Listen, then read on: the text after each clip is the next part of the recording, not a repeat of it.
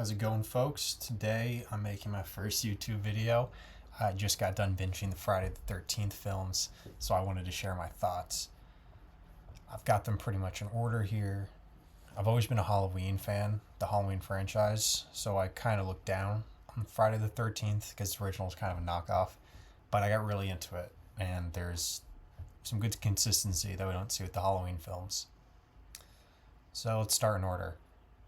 For the original Friday the 13th, I'll give it an A. Part of it is because it's so influential. It has a great ending. It set a lot of trends, and it's really solidified a lot of things that were introduced in Halloween.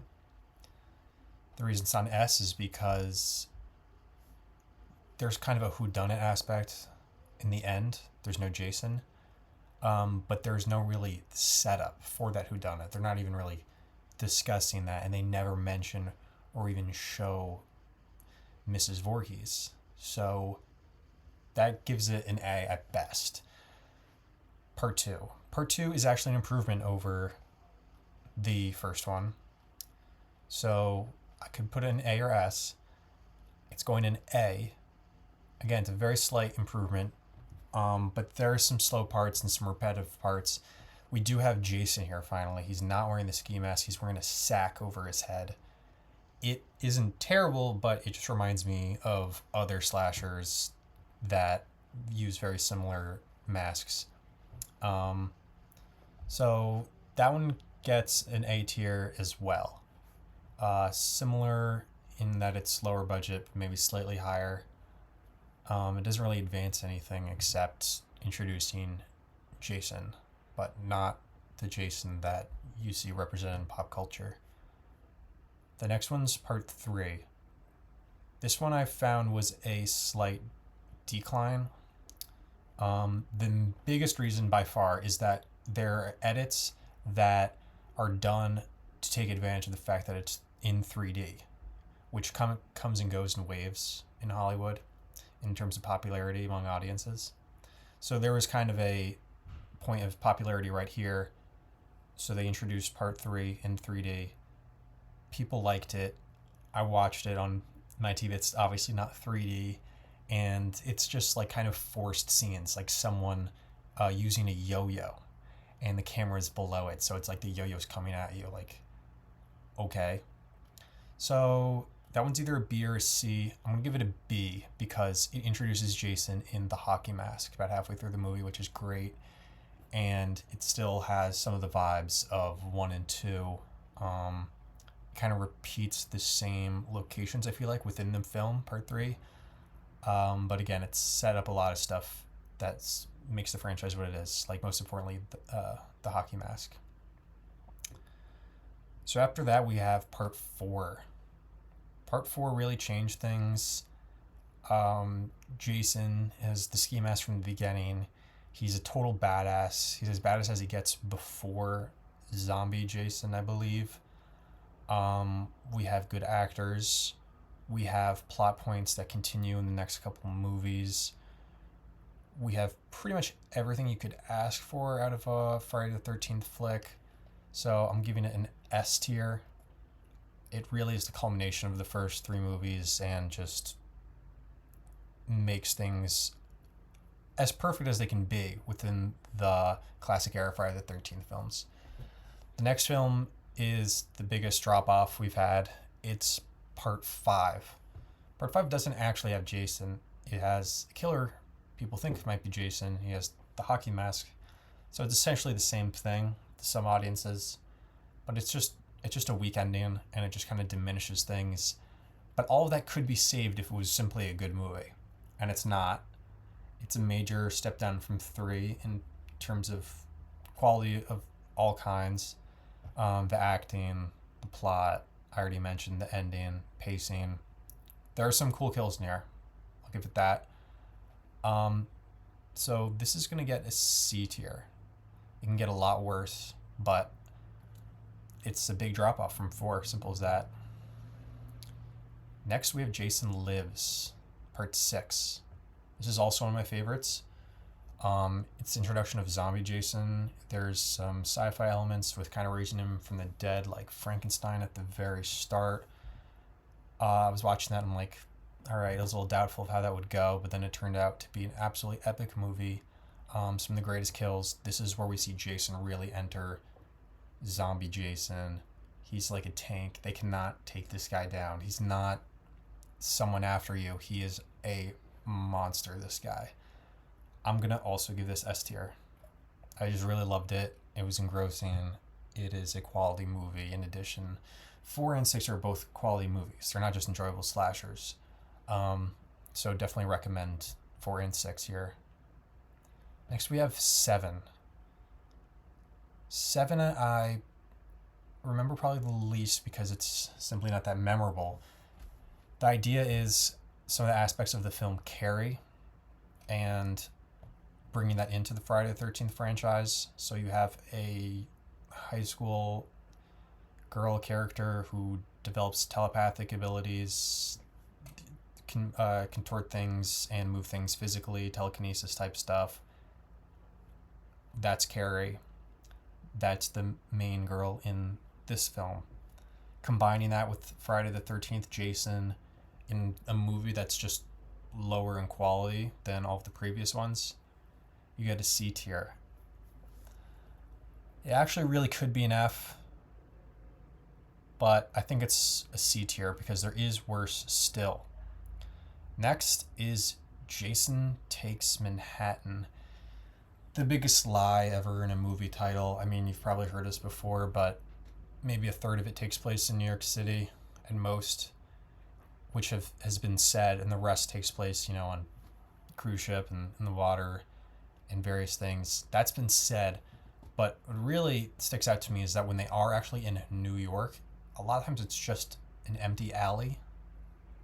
Like, that's not even necessarily New York looks like. There's more big, wide open alleys in other cities, like even Los Angeles, to my understanding. Of course, when he's walking down the street, that looks like Manhattan. And when he's in the subway, of course, that looks perfect in terms of what the city looks like.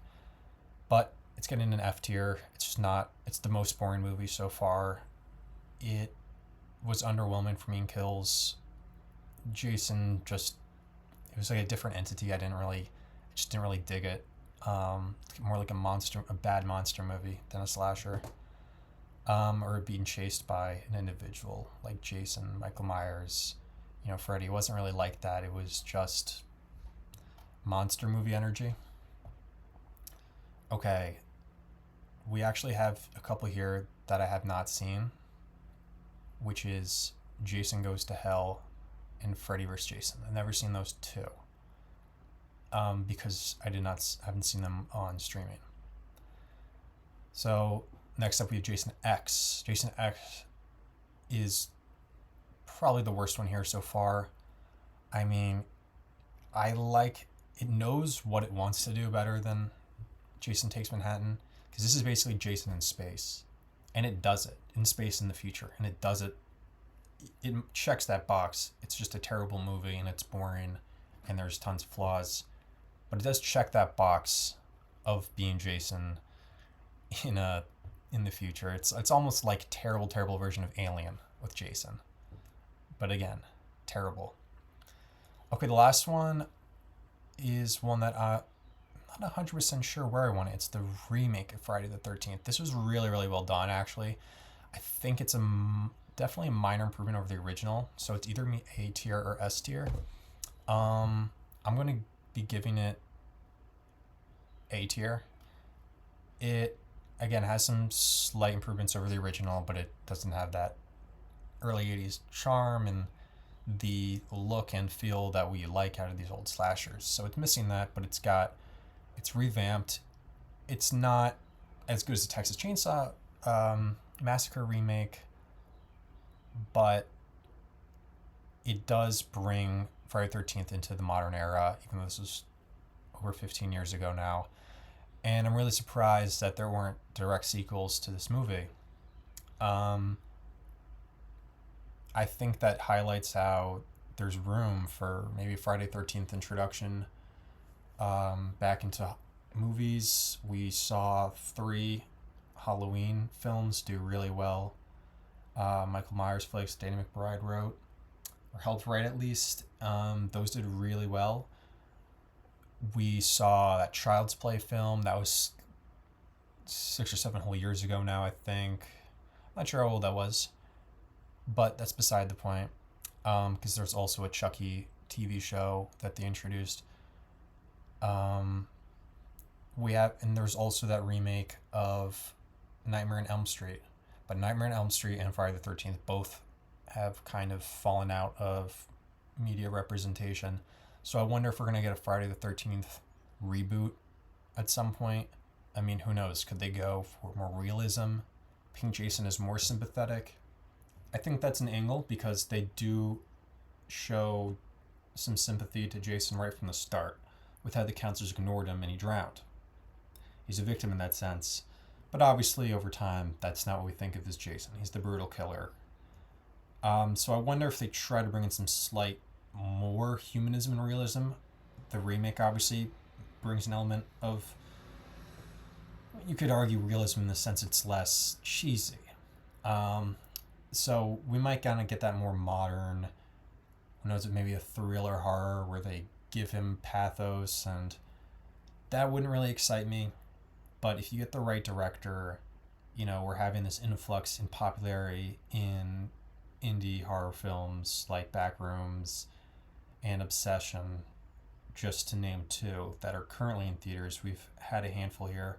That wouldn't be the case, obviously, with the big picture like Friday the 13th, but if you can get some of that talent and execute some of those strategies and make a new Friday the 13th flick, I think you could make over $140 million if it was a wide release.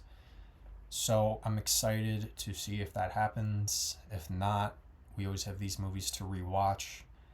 I still have these 2 that I have not watched. So if you guys share my opinions on these movies, if you disagree, if you think I should make a tier list of a different subject, different set of movies, maybe the Halloween franchise, or whatever, please let me know.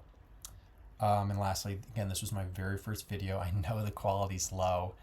I know it could be a lot more professional, but it can only get better if I see some even slight traction. Then I'll obviously keep going and we can make this into a thing, hopefully. Thank you for watching the entire thing. I appreciate it. See you next time.